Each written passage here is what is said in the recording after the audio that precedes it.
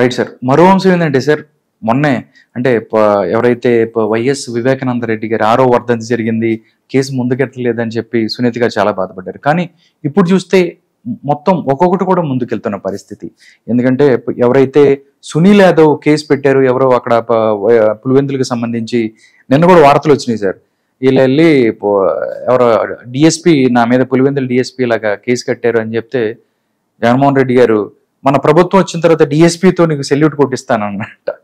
అలాగే ఒక్కొక్కటి చూసుకుంటే మొత్తం ముందుకెళ్తున్న టైంలో అవినాష్ రెడ్డికి ఉచ్చు బిగించుకుపోతుంది వైఎస్ వివేకానంద రెడ్డి గారి హత్య కేసులో అని చెప్పి వార్తలు వస్తున్నాయి సార్. అంటే ఇంకా డెఫినెట్ గా ఇంకా తప్పించుకునే మార్గం లేదు అవినాష్ రెడ్డి అని భావించొచ్చా సార్? అంటే ఇప్పుడు జరుగుతున్న అరెస్టులన్నీ చూసినట్లయితే గతంలో వీళ్ళు చేసిన నేరాలు ఘోరాలకు అరెస్టులు కాదు, ఇప్పుడు చేసిన ఈ నేరాలు ఘోరాలకు వీళ్ళు అరెస్ట్ అవుతున్న విధానం. కూటమి ప్రభుత్వం ఏర్పడిన తర్వాత ఇక్కడ చంద్రబాబు ముఖ్యమంత్రిగా బాధ్యతలు చేపట్టాక మనం చూసాం వల్లభనేని వంశీ అరెస్ట్.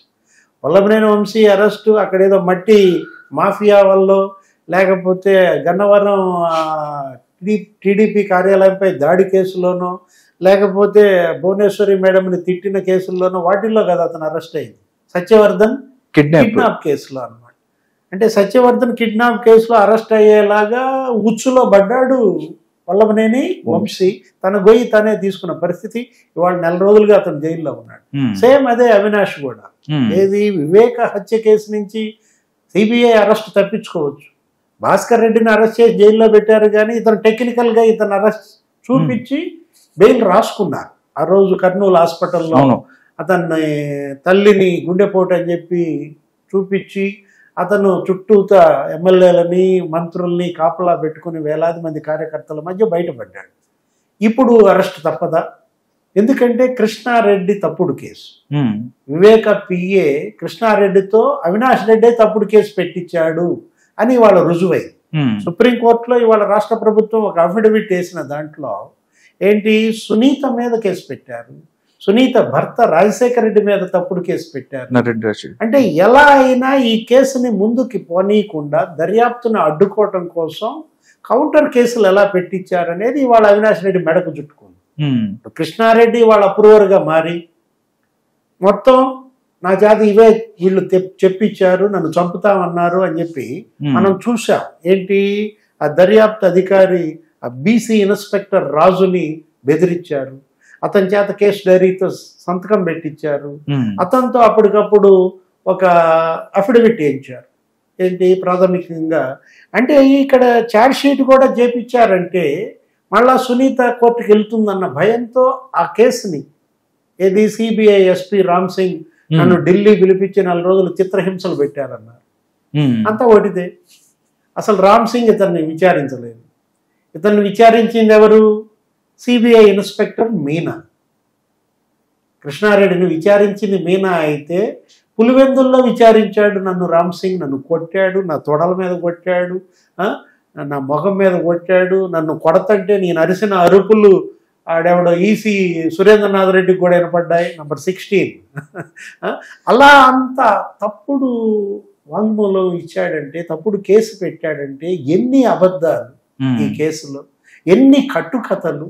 అంటే హంతకులు తప్పించుకోవటం కోసం ఇంతవరకు ఏ మర్డర్ కేసులో కూడా ఇన్ని కట్టుకథలు లేవు. నారాసుర రక్త చరిత్ర అన్నారు, అక్రమ సంబంధాలు అన్నారు, ల్యాండ్ మాఫియా హత్య అన్నారు, బెంగళూరు ల్యాండ్ మాఫియా. అరే అసలు చచ్చిపోయినాడికి అక్రమ సంబంధాలు అంటగట్టారు. అతను ఏదో అక్బర్ అన్నారు, ఆడెవడో కొడుకుని కొన్ని పట్టుకొచ్చారు, షహన్ షా అన్నారు, ఆయన 2వ భార్య అన్నారు, జగన్మోహన్ రెడ్డి ఆ తమ్ముడితో సీఎంఓలో ఆడుకోవటం, ఫోటోలు.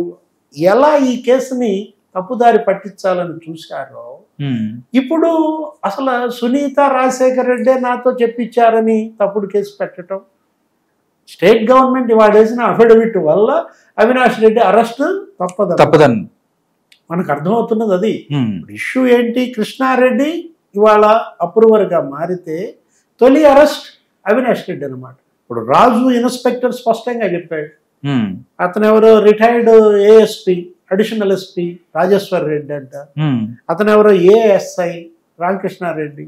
వీళ్ళిద్దరూ అతన్ని చంపుతామని బెదిరించి సంతకం పెట్టించుకోవటం. వివేక ఆత్మ ఇవాళ వీళ్ళని వెంటబడి తరుగుతుంది అనమాట. ఏది చచ్చిపోయి ఏ లోకాలు ఇవాళ 6 ఏళ్ళు అయినా కూడా ఆ ఆత్మ వీళ్ళని వదలకుండా తరుగుతుంది. ఎంత దూరం పోతారు, ఎక్కడికని పరిగెత్తుతారు, ఎక్కడున్నా కానీ వీళ్ళని లాక్కొచ్చి జైల్లో వేయడం ఖాయం అనమాట. ఆ సునీల్ యాదవ్ ఒక కేసు పెట్టాడు మొన్న. అతను ఏంటి హత్య సినిమా తీసి అందులో సునీల్ యాదవ్ని లేకపోతే మన వాళ్ళ తల్లిని వీళ్ళందరినీ అక్రమ సంబంధాలంట గట్టి ఆ విధంగా చేశారే. దానిపైన అవినాష్ అన్న యూత్ అంటాడు ఎవడ పవన్ కుమార్ అంటే ఇప్పుడు అదే ఇందాక అదే నన్ను ఇట్లా చేశారు కొట్టారు డిఎస్పీ జాతి ఈ కుర్రోడికేనండి నేను సెల్యూట్ చేపిస్తానంట. వీడికే ఉంది సెల్యూట్ చేపించడం, రేపు పొద్దున రామ్ సింగ్ తో కూడా పెట్టించు. ఏది సిబిఐ ఎస్పీ రామ్ సింగ్ కూడా సెల్యూట్ చేస్తాడు. అంటే ఇక జగన్మోహన్ రెడ్డి మళ్ళా సీఎం అయితే ఇక సెల్యూట్లు చేసేది డిఎస్పీలు, ఎస్పీలు, ఐజీలు, డిఐజీలు వీళ్ళకే అన్నమాట. ఇప్పుడు వాడికి సెల్యూట్ చేయించేది ఏముంది, రేపొద్దున బోరగడ్డ అనిల్కి సెల్యూట్ చేయాలా, లేకపోతే శ్రీరెడ్డికి సెల్యూట్ చేయాలా, వర్ర రవీంద్రారెడ్డికో ఆడావిడ ఇప్పాలా, వాడికో ఇక ఈ సెల్యూట్లు కొట్టడమే పని అన్నమాట పోలీస్ డిపార్ట్మెంట్. జగన్మోహన్ రెడ్డి ఇవాళ వీళ్ళందరినీ కూడా అచ్చోసిన ఆంబోతులను వదిలినట్టు సమాజం మీదకి వదిలిన పరిస్థితుల్లో ఇవాళ చట్టాలు మరి కోర్టులు దర్యాప్తు సంస్థలు ఇవాళ వెంటబడి తరుముతున్నాయి. అంటే అధికారం ఉంది కదా అని కన్ను మిన్ను కానకుండా వ్యవహరిస్తే ఇప్పుడు అధికారం పోయేసరికి దిమ్మ తిరిగిందా, బొమ్మ కనపడుతుందా చూడాలి.